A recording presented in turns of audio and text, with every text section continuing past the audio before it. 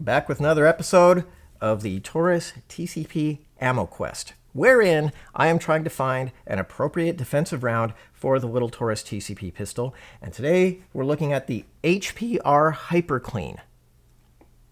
I'd never heard of HPR, I didn't know anything about them, but given the drought of ammo that's on, Cabela's had it available, and so I ordered a box.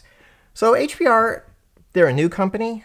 Apparently they're set up in Arizona. They are using all American-made products, American-made components, so it's entirely made in the USA.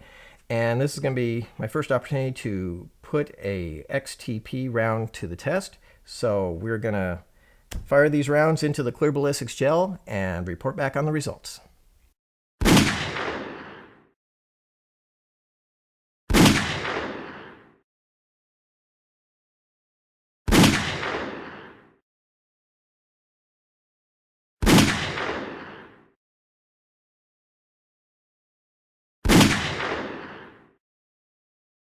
All right, we are back with the results from the HPRs in the gel, and I think I now know what HPR stands for. Holy penetration, Robin! Look at these results. Look what we got. We got exactly what I was hoping could exist. A round that penetrated over 12 inches on each and every round. The shortest round that we have here was over 12 inches. But none of them over-penetrated. We didn't get any failures. No full metal jacket action here. The furthest one went 14 and a half. So we got an average of about 13 and a quarter. That's perfect. They all expanded. They even all tumbled. Well, not all of them tumbled, but many of them tumbled, which is great because that increases the size of the wound at the end of its travel, which is exactly where you want it to. So in all ways, this is the best performing round, the best penetrating round, the best overall combination of penetration and expansion that we've found so far. So much so that I started to wonder, is this plus P ammunition? Because, I mean, it doesn't have any ballistic information on the box.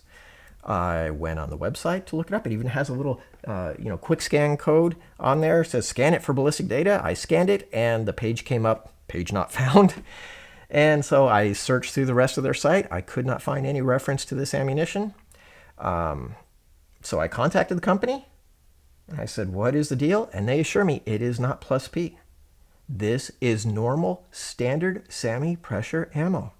They just happen to have gotten the formula exactly right. The trade-off between expansion and penetration, they got it to where we hit exactly where I wanted it to.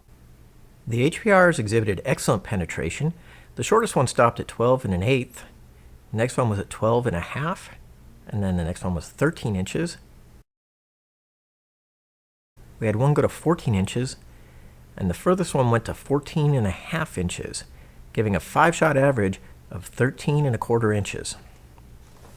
The recovered HPRs all pretty much look identical. Not a lot of expansion, but pretty much a textbook example of mild expansion and deep penetration. And that's exactly what I'm looking for. It exhibited a perfect ratio of penetration to expansion. The bullets did expand. They are larger in caliber and will cut a bigger hole than a full metal jacket would have. They're also quite sharp here on the end, so they will do some damage towards the end of their travel. When they hit a vital organ or whatever they do hit down there, they will have enough penetration to reach the vitals, and they will cut a nasty hole into it. So these bullets perform very well indeed. We do also have to now go to the finals, which, oh boy, they made it. But we're going to go to the finals, which involves testing through heavy clothing, or using the IWBA protocol, we're going to test through 4 layers of denim. If they perform well through that, and they cycle properly in your pistol, the HPRs should be a serious candidate for your defensive carry ammo, because it looks like they really perform well. Thanks for watching. Stay tuned to watch the remaining episodes of Ammo Quest and also the finals when we put it through the heavy clothing test.